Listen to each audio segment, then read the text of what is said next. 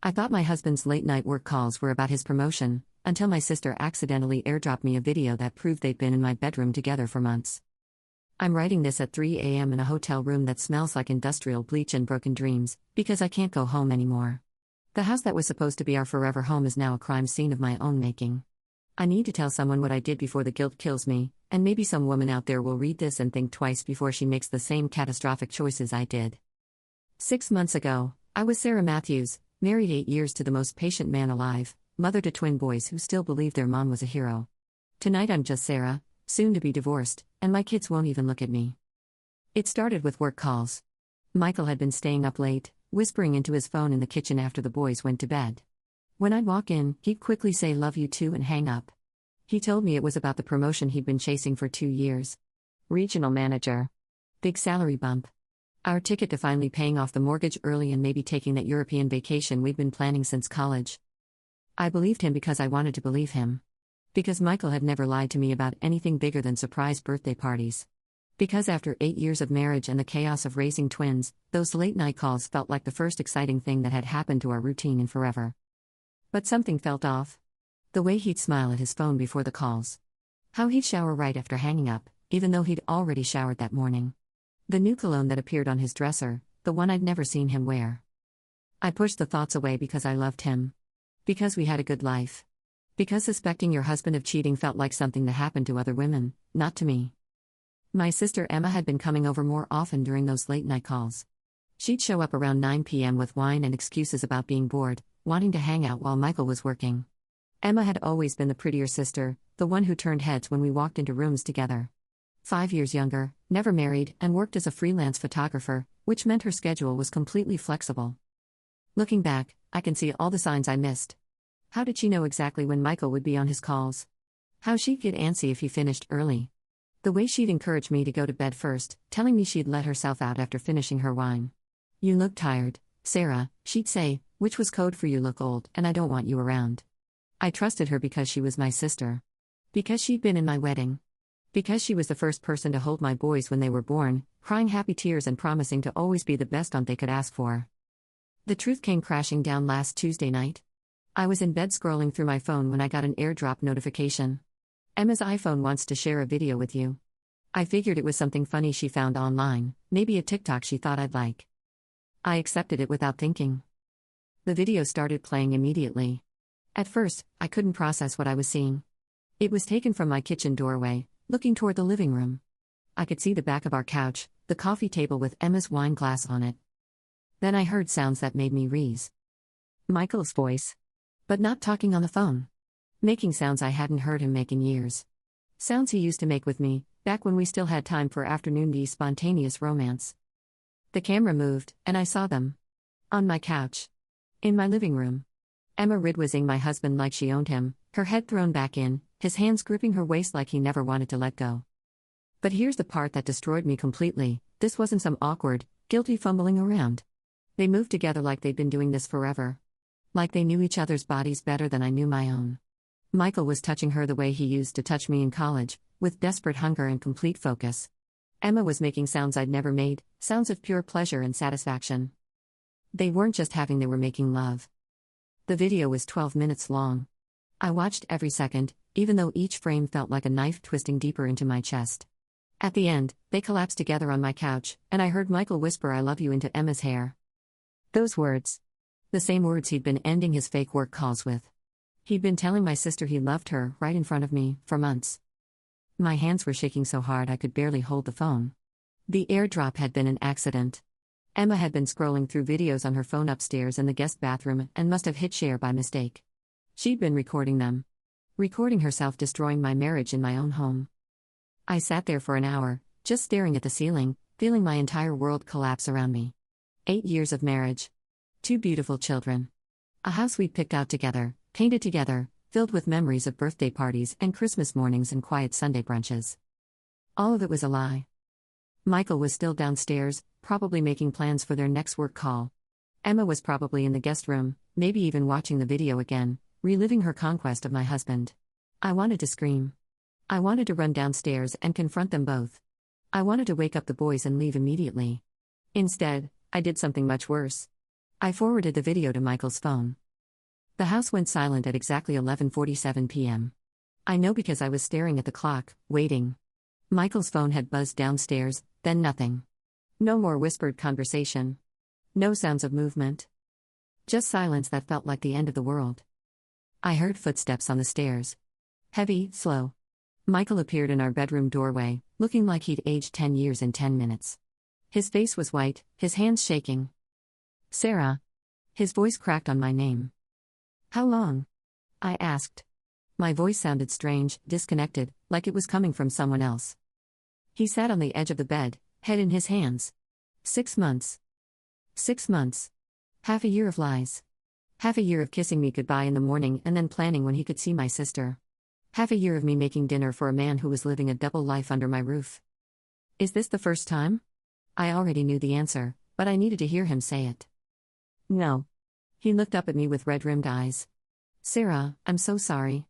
I never meant for this to happen." That's what they all say, isn't it? Like affairs just happen to people, like they have no control over their own choices.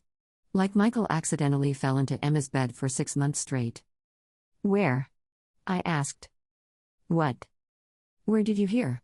How many places in my house did you defile with my sister?" He flinched at my tone. Good. I wanted him to. "The couch. The guest room. Our." He couldn't finish. "Our bedroom?" My voice pitched higher. "You here in our bed?" He nodded, tears streaming down his face. "When you took the boys to your mom's last month, Emma came over and we." I felt something break inside my chest. Our bed. The bed where we'd conceived our children. Where I'd nursed them as babies. Where we talked about growing old together. The boys. Suddenly, I couldn't breathe. Oh God, the boys. They've been here. They've seen her here all those nights. They think she's just visiting me. "Sarah, they don't know anything."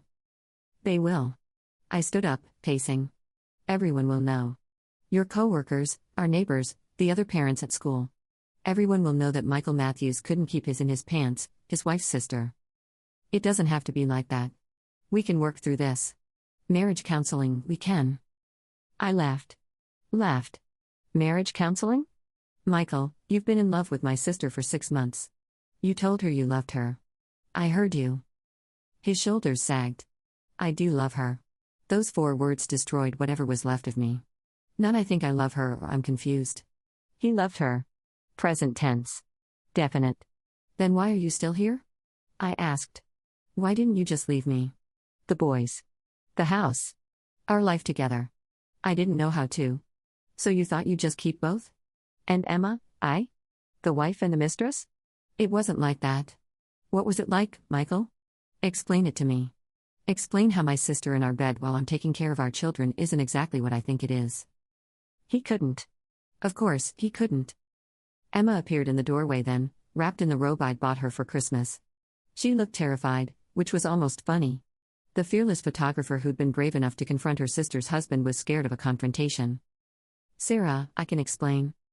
"You can explain?" I turned on her. "You can explain how you've been my husband for 6 months? In my house? Around my children? We didn't plan this. It just happened." There it was again. It just happened. Like they were victims of circumstance instead of 2 adults who made deliberate choices every single day for 6 months. "When?" I demanded. "When did it just happen?" Emma glanced at Michael. They had a whole silent conversation with their eyes, the kind of intimate communication that comes from months of secret intimacy. It made me sick. "New Year's Eve," she whispered. "You went to bed early because you had a headache. Michael and I were cleaning up, and we were talking about how you seemed unhappy lately, and then you decided to fix my unhappiness with Wyoming husband? It wasn't like that. We were both, and we kissed, and it was a mistake, but then you kept making the same mistake for 6 months." Emma started crying. "I love him, Sarah. I'm sorry, but I love him." She loved him. My baby sister, whom he protected and supported through every breakup and career change and crisis, loved my husband. And he loved her back. "Get out," I said quietly. "Sarah, please, let's talk about this. We're family." "Get out." I screamed loud enough to wake the boys. "Get out of my house right now." Emma grabbed her clothes and ran. Michael started to follow her. "Where are you going?" I asked. He paused at the door. I can't stay here tonight. You're going with her. Sarah. You're choosing her. He looked at me with such sadness, such regret. But not the regret of a man who'd made a mistake. The regret of a man who was sorry he'd been caught. I'm sorry, he whispered, and then he was gone. I heard his car start in the driveway. Then another car. They left together, probably to Emma's apartment, probably to hold each other and talk about how terrible they felt about hurting me. I sat on my bedroom floor and cried until I fell asleep. The boys found me there in the morning. Mommy, why are you sleeping on the floor? Jake's little voice through the fog of the worst hangover of my life, except I hadn't been drinking. This was the hangover that comes from having your entire existence shattered in a single night. I looked up at my 7-year-old twins, standing in the doorway in their matching Star Wars pajamas, and realized I had no idea how to explain that their family was over. Mommy doesn't feel good, sweetheart. Where's Daddy? His car isn't here, Tommy said. Is he at work already? Work. Right. Michael's imaginary work calls were declarations of love to my sister. I checked my phone. 6:47 a.m. Michael never left for work before 8. Why don't you boys go watch cartoons? Mommy needs a few more minutes. They scampered off, probably happy to get extra screen time before school. I had 30 minutes to figure out how to get them ready and act normal when everything inside me was screaming. Michael didn't come home that day. Or the next. His clothes were gone when I checked the closet. Half his toiletries are missing from the bathroom. He'd planned this. While I was crying on the floor, he had gone back to Emma's apartment and decided to stay. The boys kept asking where Daddy was. I told them he was helping Aunt Emma with something. It wasn't technically a lie. 3 days later, Michael showed up while the boys were at school. He looked like, but also somehow lighter. Like a weight had been lifted off his shoulders. The weight of pretending to love me. I came to get more of my things, he said, not meeting my eyes. That's it? That's all you have to say? Sarah, what do you want me to say? That I'm sorry? I am sorry. But I can't change how I feel. How you feel about my sister? Yes. At least he was being honest now. It was too late for honesty to help, but it was something. The boys don't understand, I said. They keep asking when you're coming home. Pain flashed across his face. I want to see them. We need to figure out custody. Custody. Such a clinical word for ripping apart two little boys' understanding of family. You want to introduce them to their Aunt Emma as your new girlfriend? Eventually. When they're ready. They'll never be ready for that, Michael. You've destroyed their relationship with her forever. She's not just some woman you met. She's my sister. They've known her their entire lives. We'll figure it out. No, we wouldn't figure it out. There was no figuring out a situation this twisted. Emma would never be able to look at my boys without seeing the family she'd helped destroy. The boys would never be able to trust their aunt again once they understood what she'd done. The divorce papers arrived a week later. Michael wanted joint custody and was willing to give me the house. Generous of him, considering he'd been another woman in it for 6 months. My mother found out when Emma called her, crying, asking for advice about a complicated situation. Mom called me immediately. Please tell me this isn't true. I couldn't lie to her. Couldn't pretend anymore. It's true. The silence on the phone stretched forever. Then, how could she do this to you? How could he? I don't know, Mom. What about the boys? I don't know. I didn't know anything anymore. Didn't know how to explain to my children why Daddy lived somewhere else now. Didn't know how to face other parents at school pickup. Didn't know how to trust anyone ever again. The worst part wasn't the betrayal. It was the humiliation. Emma had been in my house dozens of times over the years. She'd eaten at my table, played with my children, listened to me complain about marriage problems and work stress. She'd hugged me goodbye and told me she loved me while planning to tell my husband. How many people knew? How many friends had seen signs I'd missed? How many neighbors had watched Michael's car leave late at night, only to see Emma's car follow? I found out at Jake's soccer practice. The other moms were clustered together, whispering, and when they saw me approaching, the conversation died instantly. Hi, Sarah, Jennifer said with that carefully neutral voice people use when they know your business. How are you holding up? Holding up? Like I was recovering from surgery instead of discovering that my husband and sister had been making a fool of me for months. Fine, I lied. If you need anything, you know we're all here for you. They weren't all there for me. Half of them were probably talking about me the moment I walked away. Poor Sarah, who was too busy to notice her husband cheating with her sister. Poor Sarah, whose marriage was so bad that Michael had to look elsewhere for happiness. The boys started acting out at school. Tommy got in trouble for hitting another kid who asked why his daddy didn't live with him anymore. Jake stopped doing his homework and spent most evenings crying for reasons he couldn't articulate. "I want daddy to come home," he sobbed into my shoulder one night. "I know, baby. I know.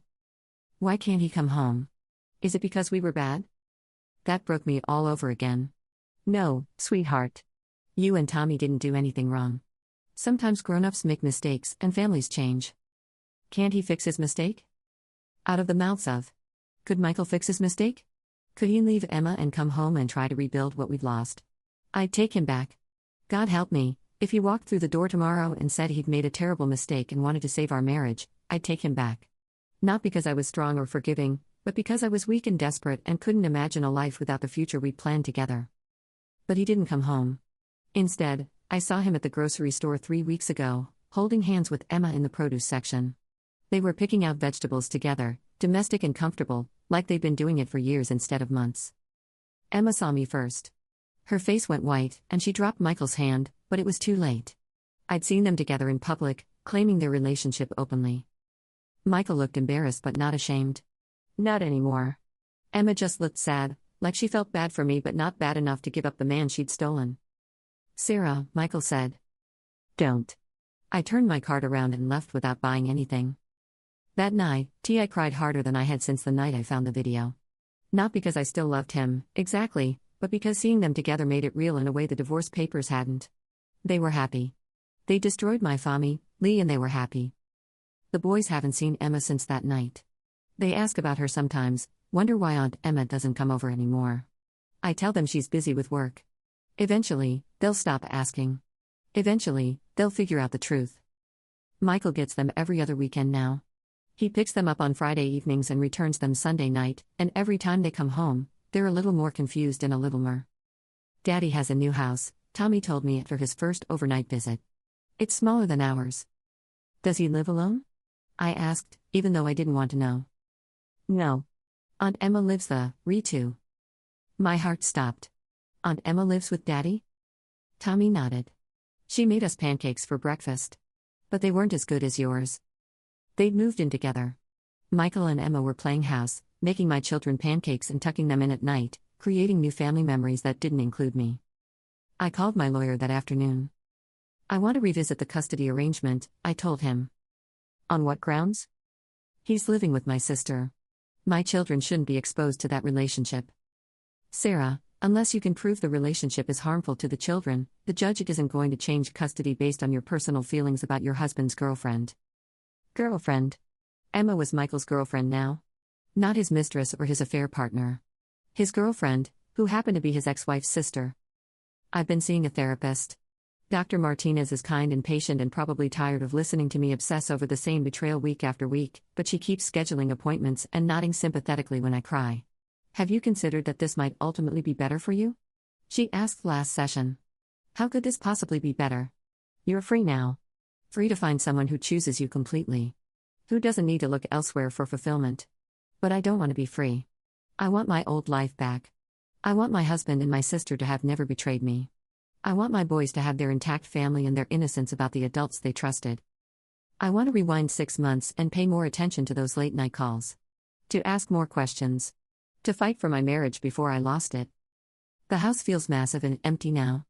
Every room holds memories of the family we used to be, and also memories of Michael and Emma's secret relationship. I've replaced the couch and bought new sheets for the guest room, but I can't replace the feeling that my own home has been. My friends try to include me in things, but I'm not good company anymore. I'm bitter and paranoid and assume everyone is talking about my situation when I'm not around. I've become that woman, the divorced one who brings down the mood at dinner parties. Emma sent me a letter last week. A handwritten letter, like we're living in 1953. She apologized again, said she never meant for things to happen the way they did, hoped we could eventually work toward forgiveness for the sake of the family. For the sake of the family. The family she helped destroy. She's pregnant. She didn't say it in the letter, but I heard it through Mom, who heard it from Emma's best friend. 14 weeks along. Due in March. I did the math. She got pregnant about 8 weeks after the affair became public. They weren't even trying to hide it anymore, weren't pretending this was just physical. They were building a life together, a new family. My boys will have a half-sibling who is also their cousin. A baby they'll hold and love, never understanding the complete-up complexity of their family tree. Michael will get to start over. Clean slate, new wife, new baby. His mistakes with me will just be ancient history, a learning experience that made him appreciate Emma more. I don't get to start over. I'm 34 years old with 2 traumatized children and trust issues that run deeper than the ocean. I'm the cautionary tale that other wives will whisper about at book club. Remember Sarah Matthews? Her husband cheated with her sister. Can you imagine? Last night I went through Michael's old things, the stuff he left behind when he moved out. Photo albums from our wedding, birthday cards I'd given him over the years, love letters from when we were long distance during college.